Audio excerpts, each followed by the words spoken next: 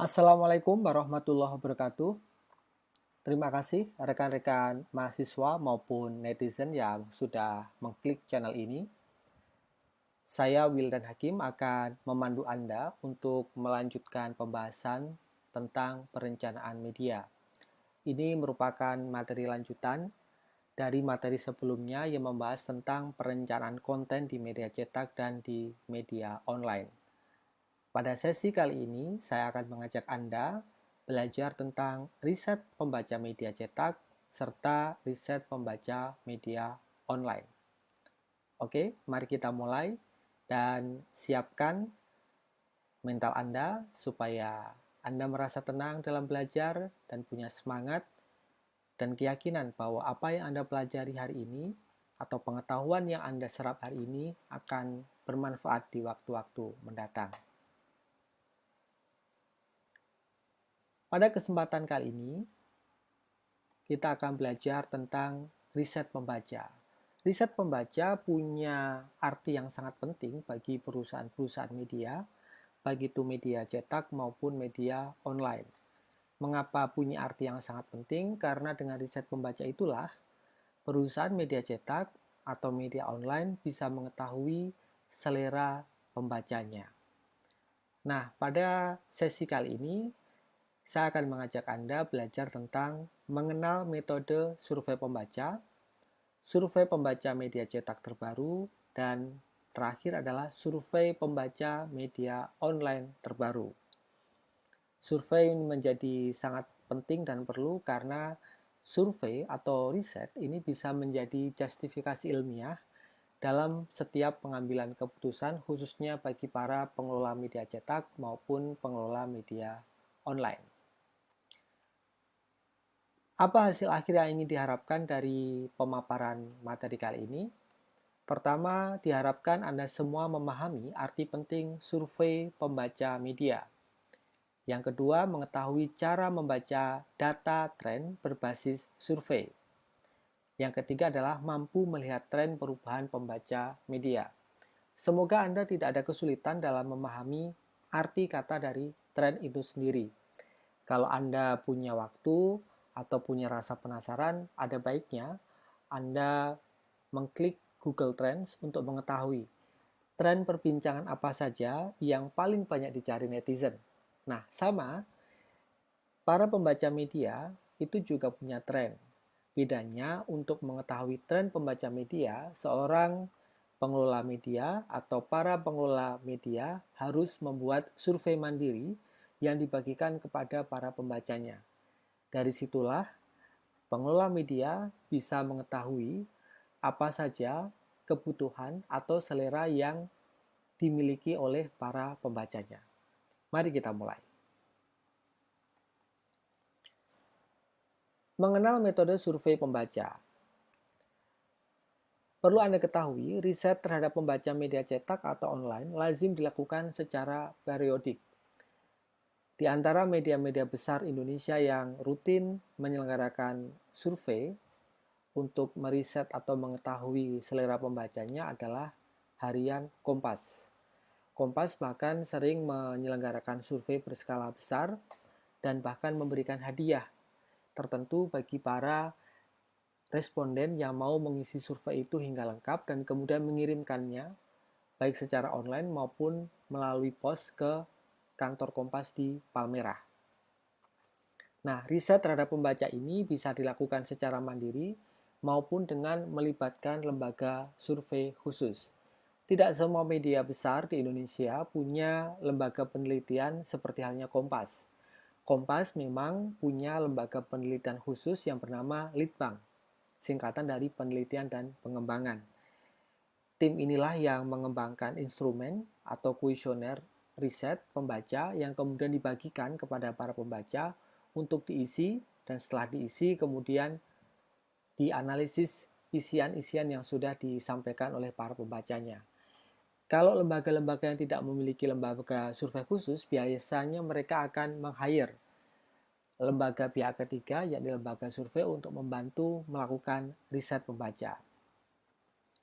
Di Indonesia sendiri, beberapa media massa ada yang menggunakan jasanya AC Nielsen. AC Nielsen ini adalah perusahaan multinasional yang secara khusus menyediakan jasa layanan riset bagi para perusahaan-perusahaan maupun media-media massa yang ada di Indonesia. Nah, ini informasi menarik buat Anda. Untuk keperluan riset pembaca media, pada 2017 lalu, AC Nielsen mewawancarai 17.000 orang responden. Bayangkan, ada 17.000 responden yang dijangkau oleh tim risetnya AC Nielsen guna mengetahui selera pembaca di Indonesia. Mengapa dibutuhkan 17.000 orang responden? AC Nielsen ingin memotret gambaran utuh tentang media behavior atau perilaku orang ketika membaca media.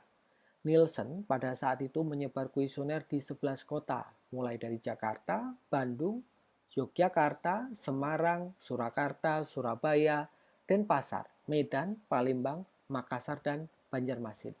Ini adalah kota-kota besar yang dipilih oleh AC Nielsen dan dianggap mewakili kondisi keseluruhan pembaca media massa di Indonesia. Ingat, ketika melakukan survei, lembaga survei punya keterbatasan untuk menjangkau semua populasi yang ada.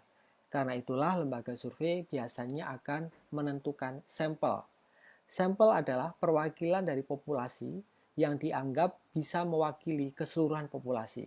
Anda akan belajar banyak tentang hal ini nanti di metode penelitian kuantitatif. Nah, lantas apa itu survei? Mungkin Anda punya bayangan, survei itu adalah riset, survei itu adalah penelitian. Oke, daripada kita bingung dan daripada Anda pusing, saya paparkan pengertian dari survei itu sendiri. Survei merupakan salah satu metode dalam penelitian ilmiah.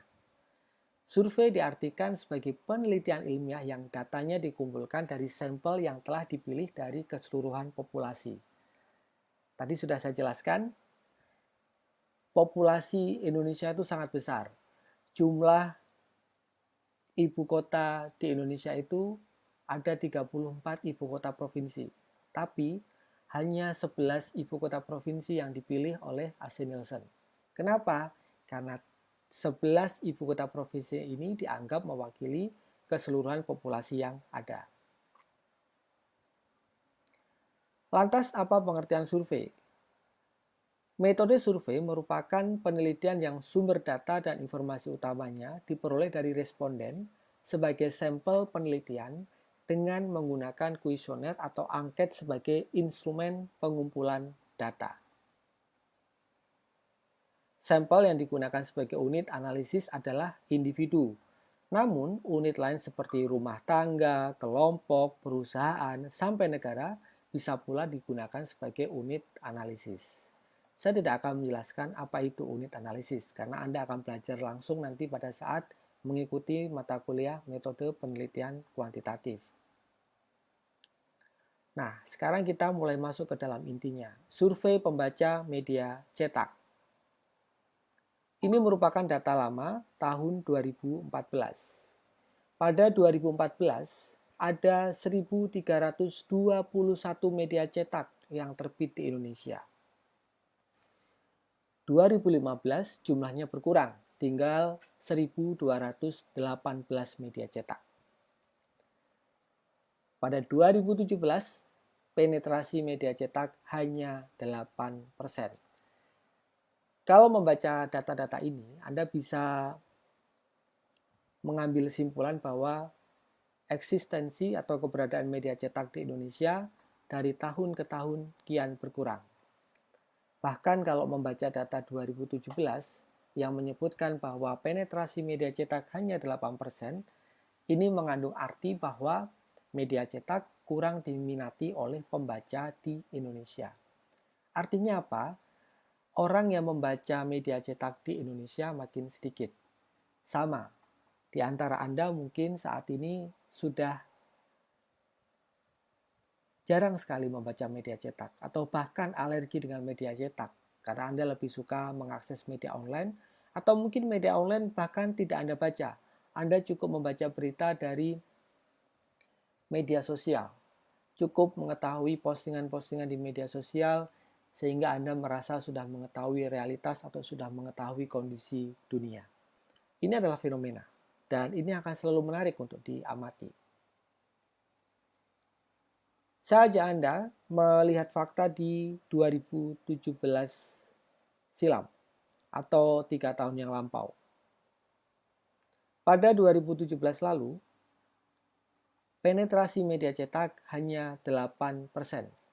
Artinya kalau misalnya dibuat survei kepada 100 orang, hanya 8 orang yang membaca media cetak dari 100 orang yang disurvei. Kalau dilihat dari sisi jumlah pembacanya secara keseluruhan di Indonesia, pembaca media cetak hanya 4,5 juta. Padahal kita tahu jumlah penduduk Indonesia itu di atas 250 juta. Kemudian, dari 8% penetrasi media cetak tadi, pembaca media cetak terbesar adalah pembaca koran. Ada 83%. Jadi media cetak itu mulai dari majalah, tabloid, koran.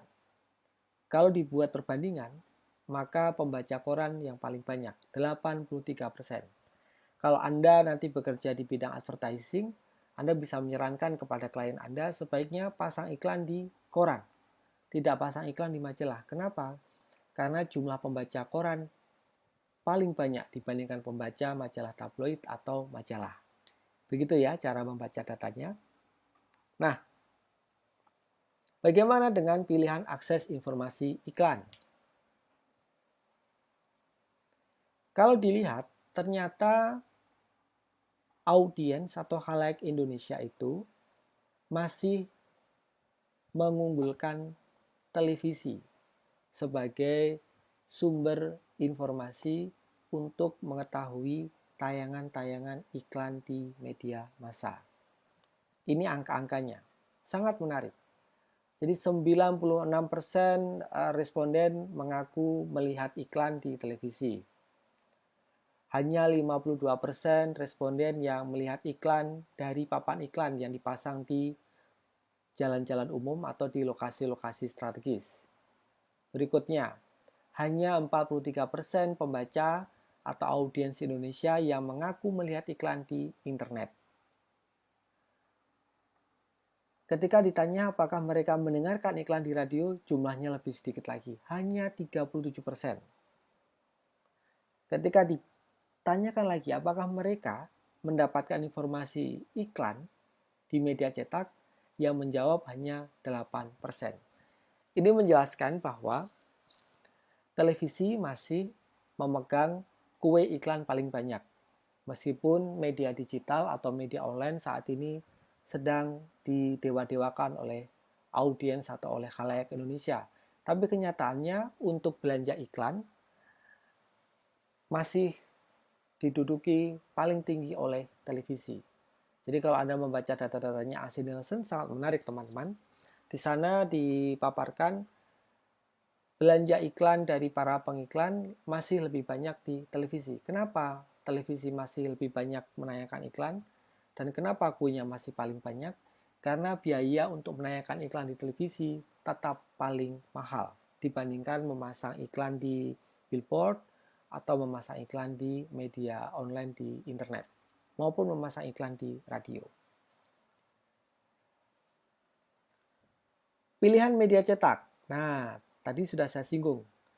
Media cetak ada apa saja? Koran, tabloid, majalah. Pembaca koran persentasenya 83%, paling tinggi. Tabloid 17%, majalah 15%. Apa yang bisa dijelaskan dari angka-angka ini? Pembaca tabloid dan majalah persentasenya jauh di bawah pembaca koran. Mengapa persentasenya sangat jauh di bawah pembaca koran? Tentu saja, koran terbit tiap hari, tabloid terbitnya mingguan, majalah terbitnya mingguan. Koran harganya murah. Anda cukup mengeluarkan uang Rp4.000 untuk mendapatkan satu set koran Kompas.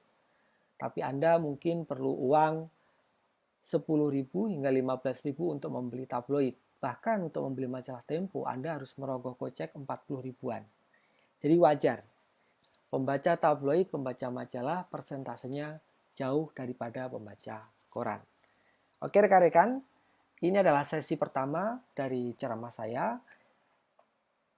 Ikuti terus sesi berikutnya. Di sesi kedua kita akan belajar lebih mendalam tentang survei pembaca untuk media cetak maupun media online. Wassalamualaikum warahmatullahi wabarakatuh.